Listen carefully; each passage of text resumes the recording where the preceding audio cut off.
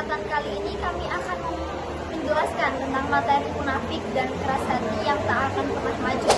Sebelum kami mulai, perkenalkan saya Talita Nafis Nora Yasmin, absen 33. Saya Yadida Eka Fadila, absen 15. Saya Sana Fitri Oktavia, absen 32. Saya Vina Nurulmia, absen 18. Saya Bedina Florita Putri, absen 32. Al-Quran mengemukakan 3 golongan manusia. Pada surat Al-Baqarah ayat 1-20 telah menjelaskan bahwa golongan manusia terbagi menjadi 3, yaitu beriman, kufur, dan juga munafik. Dari ketiga golongan ini, orang munafiklah yang paling berbahaya. Dijelaskan pada surat Al-Baqarah ayat 8-9 bahwa orang munafik perilakunya menipu. Mereka menipu Allah Subhanahu wa Ta'ala dan orang-orang yang beriman dengan cara menampakkan keimanan mereka kepada Allah Subhanahu wa Ta'ala. Ada 3 ciri-ciri orang munafik menurut hadis dari Abu Hurairah. Rasulullah SAW bersabda, tanda orang munafik 3, apabila berkata ia berbohong, apabila berjanji mengingkari, dan apabila dipercaya mengkhianati. Yang pertama yaitu berbohong dalam berucap, merupakan ciri pertama orang munafik. Tentunya dalam hal ini berbohong yang dilakukan adalah bohong yang dapat merugikan orang lain, meskipun hanya untuk bahan candaan. Perbuatan berbohong seperti ini sifatnya haram, seperti hadis dari Bahas bin Hakim dari ayahnya dari kakeknya. Rasulullah SAW bersabda, celakalah bagi orang yang berbicara lalu berbohong agar orang-orang ketawa. Sungguh celaka dia. Selanjutnya, ciri ketiga dari orang munafik adalah pengkhianat. Orang yang berkhianat berarti perbuatannya dan ucapannya tidak dapat dipercaya. Golongan munafik adalah segolongan manusia yang menyusup ke tengah barisan orang-orang beriman. Mereka memiliki banyak topeng palsu untuk melindungi wujud asli mereka demi menyukseskan misi mereka untuk menghancurkan barisan kaum muslimin melalui jalur internal. Adapun bahaya dari sifat munafik antara lain yang pertama, bahaya terhadap diri sendiri. Orang munafik akan merasa tidak tenang karena ia takut akan ketahuan orang lain dari dusta dan khianat. Yang kedua, bahaya terhadap orang lain. Orang munafik hatinya selalu kotor. Ia selalu berangan-angan untuk mencari kesempatan dan keuntungan tanpa memperhatikan norma-norma kebenaran, sehingga akan sangat merugikan orang lain. Menurut pandangan para ulama, ada beberapa karakteristik orang munafik di dalam Al-Quran. Antara lain, yang pertama, pembohong. Kedua, menjadikan sumpah kebohongannya sebagai tameng.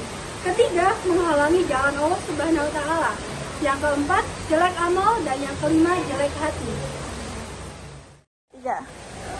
Selain yang sudah disebutkan tadi, terdapat hal-hal yang harus dilakukan oleh seorang mukmin terhadap orang munafik yang dijelaskan dalam ayat-ayat. Di antara lain yaitu 1. Jangan diikuti dan jangan hiraukan gangguannya serta bertakwalah kepada Allah Subhanahu wa Ta'ala. Yang kedua, harus tabayun atau mencari kebenaran jika dapat berita dari orang munafik. Yang ketiga, jangan berteman dengan orang munafik jika mereka mengejek dan menjelekkan Al-Quran. Yang keempat, selalu bersikap hati-hati dan waspada terhadap orang munafik. Dan yang terakhir, tegas dan bersikap keras terhadap orang munafik. Keras hati. Menurut Kamus Bahasa Arab, keras hati sama dengan qaswa al-qalb, artinya kekerasan hati atau kepesimisan. Dalam kehidupan modern, yang perubahannya begitu cepat, terkadang hati manusia yang tidak kuat bisa berubah-ubah. Berangkat dari itulah dapat dipahami bahwa hati manusia mengalami suatu keadaan berbolak-balik dalam menentukan suatu ketetapan. Hati bisa menjadi sehat dan bisa menjadi sakit. Adapun tanda-tanda kerasnya hati adalah ketika keburukan dan perbuatan dosa tidak lagi membuat hatinya terluka. Begitu pula ketika kebodohannya dan ketidaktahuannya tentang tentang akidah dan keyakinannya yang rusak tidak lagi melukai hatinya. Ibnu Qayyim al-Jauzi mengatakan bahwa hati itu mempunyai dua ciri, yaitu hidup atau mati. Yang pertama, macam-macam hati. Yang pertama, hati yang sehat atau qalbun salim adalah kalbu yang berilmu bahwa Allah itu adalah kebenaran. Hari kiamat itu pasti tiba tanpa keraguan dan Allah akan membangkitkan siapa saja yang ada di dalam kuburan. Yang kedua ada hati yang mati atau mayit al-qalb. Jenis hati yang ini merupakan kebalikan dari hati yang pertama, yaitu hati yang mati tidak ada kehidupan di dalamnya. Hati seperti ini tidak mengenal Tuhannya, tidak menyembahnya, dan tidak melaksanakan perintahnya. Yang ketiga ada hati yang sakit atau marid al-qalb, yaitu hati yang hidup tetapi mempunyai penyakit. Dia mempunyai materi yang saling tarik-menarik. Ketika ia memenangkan pertarungan itu, maka di dalamnya terdapat kecintaan kepada Allah Subhanahu wa taala, keimanan, keikhlasan, dan tawakal kepadanya. Di dalamnya juga terdapat kecintaan kepada nafsu, keinginan dan usaha untuk mendapatkannya. Rasa dengki, takabur, bangga diri, kecintaan berkuasa, itulah materi yang dapat membinasakannya. Di sini saya akan menjelaskan sebab-sebab terjadinya keras hati. Hati menjadi keras tentu ada sebabnya. Adapun dua sebabnya yaitu yang pertama yaitu adanya kemusyrikan, kekufuran, dan kemunafikan. Hal ini menjadi penyebab utama menutupnya hati dari kebenaran. Yang kedua, ada yang melanggar perjanjian yang dibuat kepada Allah Subhanahu wa taala. Yang ketiga, tertawa berlebihan, dan yang keempat, adanya banyak berbicara dan banyak makan. Lalu ada banyak melakukan dosa, dan yang terakhir, lalai dalam ketaatan. Lalu ada juga obat hati yang keras. Orang yang hatinya keras memiliki obat yang dapat disembuhkan agar bisa kembali ke jalan Allah Subhanahu wa taala.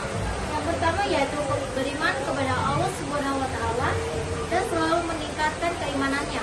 Yang kedua yaitu banyak mengingat Allah dengan cara berzikir dan membaca Al-Qur'an. Yang ketiga yaitu belajar ilmu agama. Yang keempat, berlindung kepada Allah Subhanahu wa taala dari hati yang tidak khusyuk melalui doa. Lalu ada berbuat baik kepada anak yatim dan orang miskin. Lalu ada banyak mengingat kematian dan berziarah kubur.